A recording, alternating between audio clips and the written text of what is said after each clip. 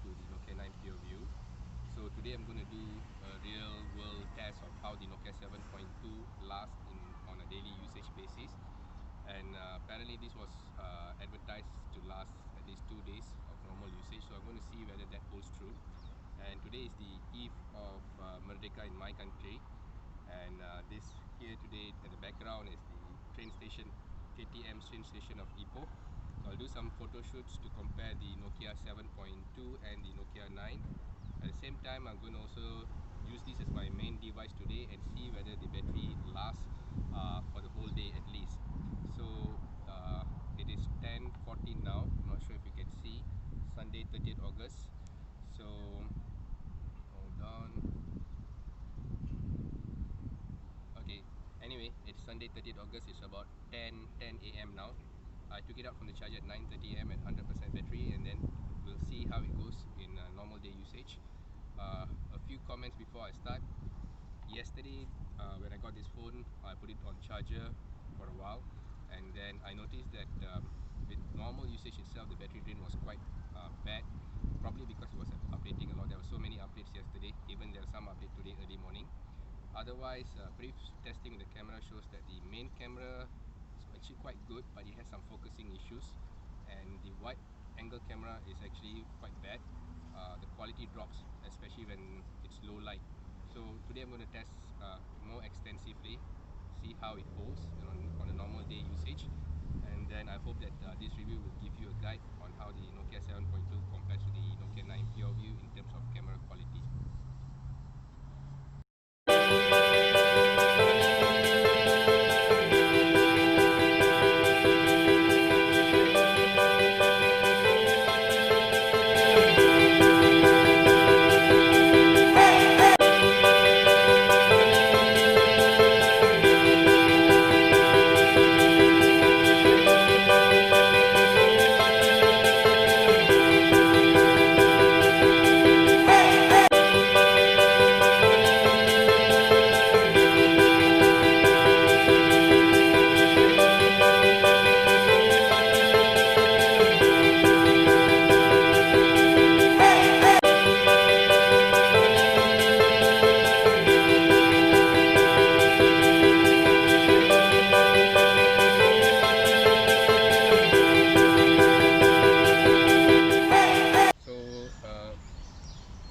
This is the Nokia 7.2 and this is the Nokia 9. Off the bat, what I noticed is that the Nokia 7.2 tries to do what the Nokia 9 does, but there is a lot of issue in terms of stability and also speed. Battery drain is very much noticeable here. So in a short span, about 20 minutes, my battery has come down from 90% to 78% after a few short video recordings. Probably because this device is quite new and the battery might still be settling down after a few charges, then probably I can get a real estimate how it goes. And also the adaptive usage in Android actually kicks in after about a week or so of your usage, and that will optimize the battery further. But in terms of camera recording, video recording, what I noticed is that video recording is fine. There is a drop in the frame rate even at full HD recording. Device gets hot easily, and in terms of taking photos, I have the depth mode on by default, so it's similar to how Nokia 9 behaves. It's just that in Nokia 7.2, what I noticed is that the screen becomes unresponsive. So it's actually quite similar to many other Nokia devices, but in other devices, when the screen button does not respond when you take photo, you can actually resort to pressing the volume up button. That will help you to take the photo, but in this case both the buttons, the on-screen button and the hardware button does not work. So I think there is some lack of optimization here. Probably that explains why the battery drains. So I'm quite skeptical whether or not the 7.2 would last the entire day, although it's promised to last easily 2 days. So we will test further. I'm going to take some photos after this. I'll probably shoot some videos in full HD 4K and also from the front and rear camera, and also tested out the wide camera. So after this I'll be concentrating more on typical usage like making a phone call, browsing the net, and also taking photos and see how it fares compared to the Nokia 9. So this is the front facing camera video recording of Nokia 7.2. Not sure if there's any stabilization for the front camera.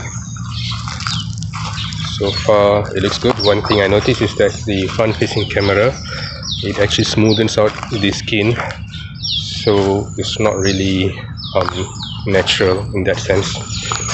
So this is Taman Diar, popular recreational park in Ipoh, and it's quite a good place to take some photos actually. So I'm going to switch over to the rear camera and see how the rear camera performs.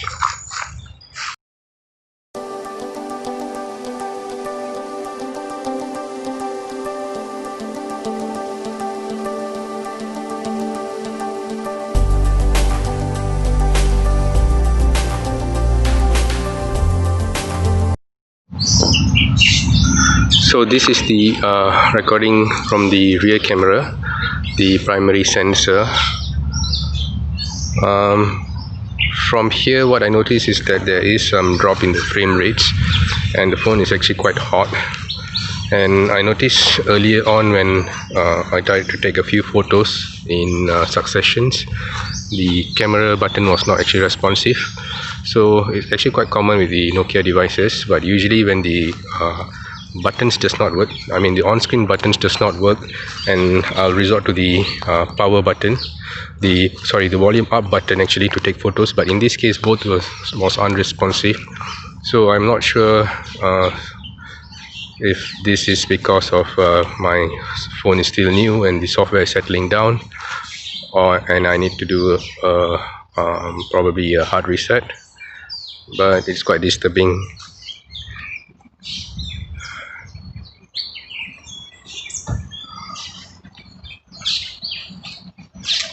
Now I'm testing the 4K recording options with the rear camera. There is no 4K recording option in the front camera. You only have Full HD and HD options for the front camera. For the rear camera you have Full HD, HD as well as 4K. So in the 4K recording what you can see is that there is not much of stabilization here. So that's also quite similar to how it is with the Nokia 9 Pureview, where the stabilization works well at 1080p but not at full at 4K. So now this is the recording from the from the wide angle camera. It doesn't look as dynamic as it was with the primary sensor at the back, but you got the point that you're getting a wider angle camera, but the megapixel for this is much less than the primary sensor. So it's good to have, but probably you won't be using this for important video recordings and whatnot.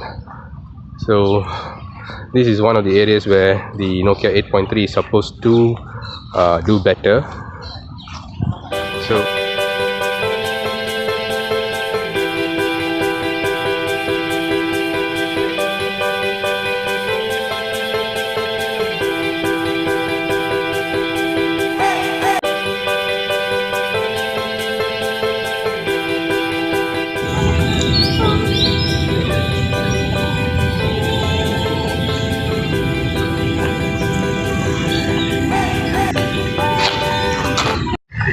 So this is the front facing camera again.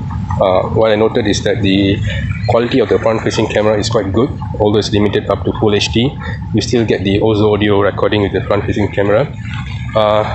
As I've told before, by default it actually beautifies the shot, so it smoothens out your skin and whatnot.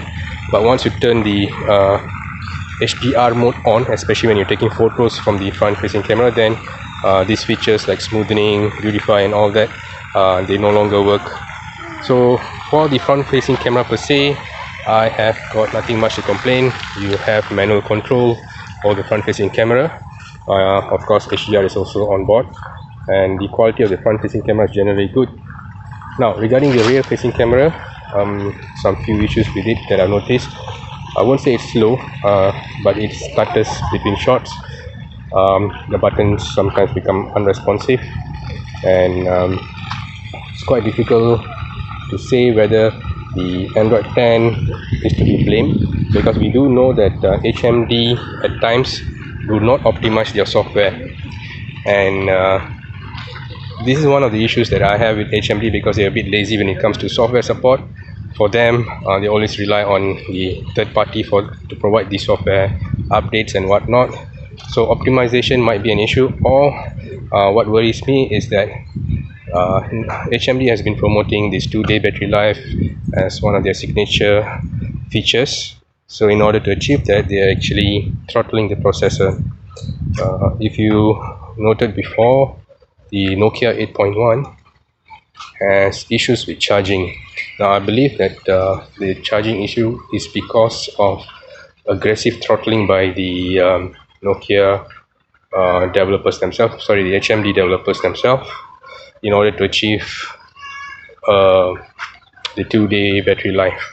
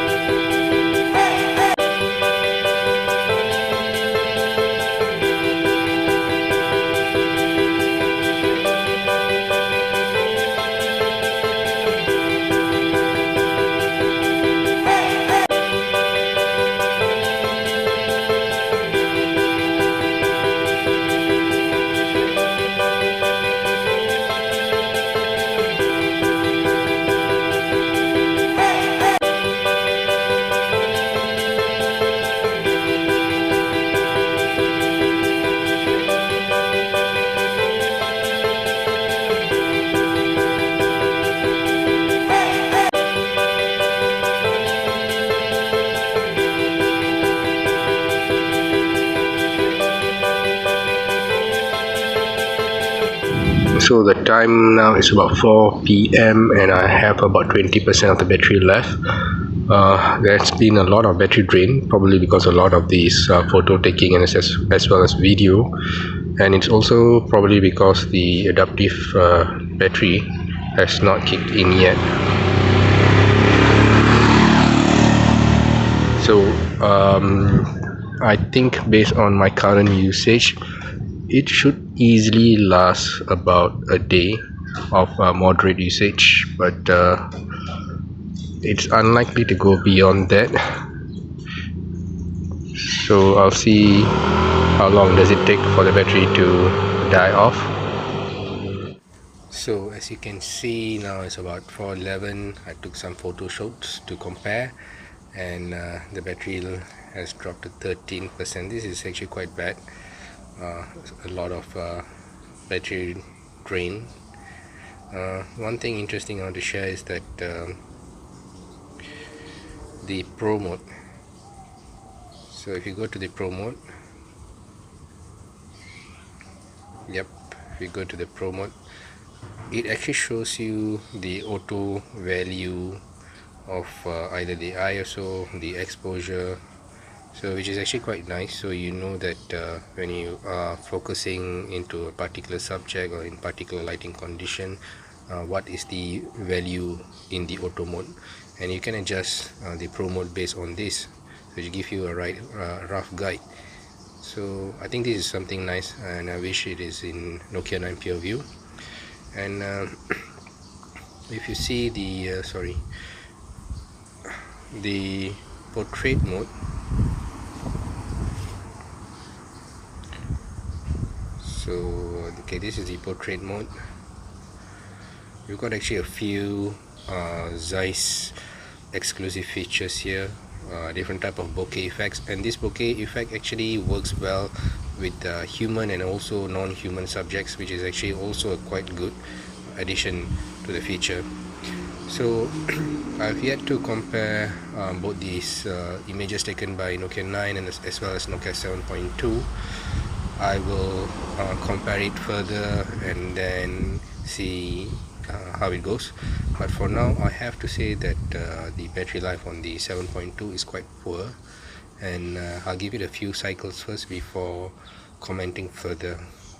But it's unlikely that I can for now I can continue my tests further than probably 5 p.m. So I think this is something that quite worrying, to get a phone advertised to last for 2 days but actually barely makes it through the first day itself.